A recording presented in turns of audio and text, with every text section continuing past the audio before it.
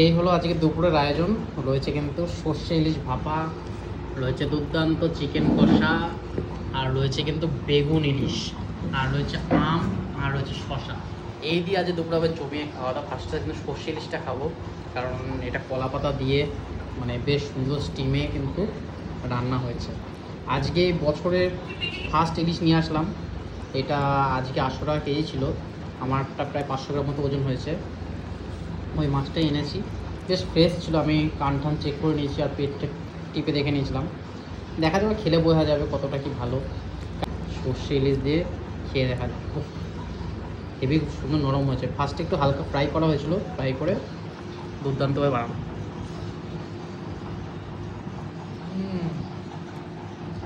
চরম, মানে এই যে সর্ষের ফ্লেভার আর ইলিশের ফ্লেভার একদম দুর্দান্ত লাগছে। দুটো ফ্লেভার, ইলিশের গন্ধ আসছে আর প্যাকেটের সর্ষে না তো, মানে হাতে বাটা সর্ষে, দারুণ লাগছে। সর্ষে ভাবা খেতে আমার দারুণ লাগে। একটু বৃষ্টি বৃষ্টি হচ্ছে তো, তাই আগের দিনে প্ল্যান করে নিয়েছিলাম যে আজকে ইলিশ ভাপা খাবো। সেই জন্য ইলিশ মাছ এনেছি, চিকেনও এনেছি, একসাথে জমিয়ে খাচ্ছি। ইলিশ মাছটা দারুণ কোয়ালিটির, সেই জন্য ইলিশ মাছটার স্বাদটাও দারুণ লাগছে। এটা হলো বেগুন দিয়ে ইলিশ, বেগুন আলুর ঝোল পাতলা করে। ইলিশ বেগুনের ঝোলও কিন্তু দুর্দান্ত লাগে। বেগুনের ফ্লেভারটা যখন ইলিশে আসে না, দারুণ লাগে। আর ইলিশ মাছের সাইজটা কিন্তু বেশ সুন্দর। আজকে ও সব রান্না করেছে ইলিশ মাছের। ইলিশ মাছ খায় না, কিন্তু ইলিশ মাছ রান্না করে। যাই হোক, আমার ইচ্ছে ছিল ইলিশ বেগুন খাওয়ার আর সর্ষে ইলিশ খাওয়ার। দুটোই আজকে পেয়ে গেছি, এই দুটোই খাবো। আজকে কিন্তু মাংসকে অত প্রায়োরিটি দিচ্ছি না, যতটা ইলিশকে প্রায়োরিটি দিচ্ছি। কারণ কি, বর্ষাকালের ইলিশ বলে কথা, আর ইলিশ মাছ আমার দারুণ লাগে। আমার কি, অনেক প্রচুর বাঙালির ইলিশ মাছ ফেভারিট। বেগুন টেগুন দিয়ে করলেও ইলিশ মাছ দুর্দান্ত লাগে। ও ইলিশ মাছের সত্যি কালার হেভি সুন্দর। দেখি খেয়ে ঝোলটা কেমন কী হয়েছে, তেল নুন সব ঠিকঠাক আছে কিনা।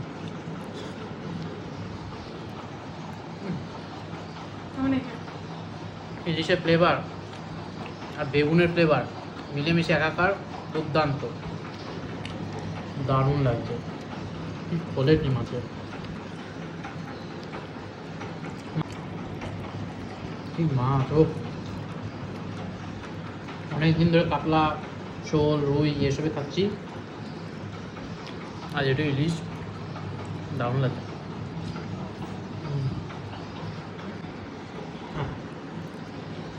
দারুণ, ইলিশ মাছটা সত্যি দারুণ কোয়ালিটি।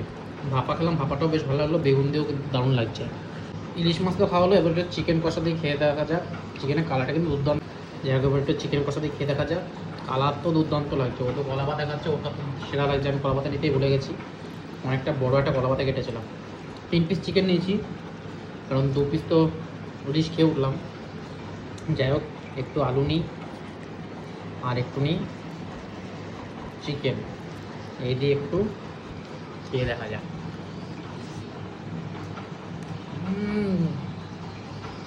তো চরম লেভেলের হয়েছে, কি স্বাদ!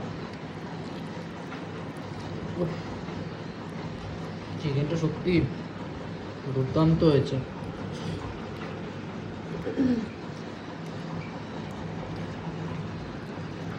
এটা রাইসের সাথে হোক বা পরোটার সাথে হোক, দারুণ লাগে।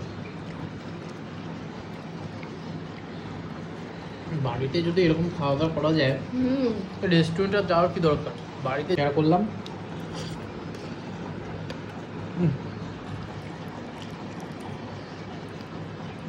দারুণ লাগছে। দেরি কেন, তোমরাও বাড়িতে বানিয়ে ফেলো ইলিশ মাছ, এরকম চিকেন কষা।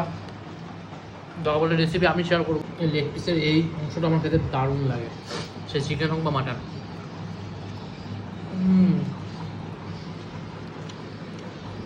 যাই হোক, ভিডিওটা আজের মতো এখানে শেষ করছি। কেমন লাগলো অবশ্যই কমেন্ট বক্সে জানিও। শেয়ার করো এরকম বাঙালি খাওয়ার পছন্দ থাকলে সবার সাথে। দেখা হবে নতুন একটা ভিডিওর সাথে। Tata, bye bye.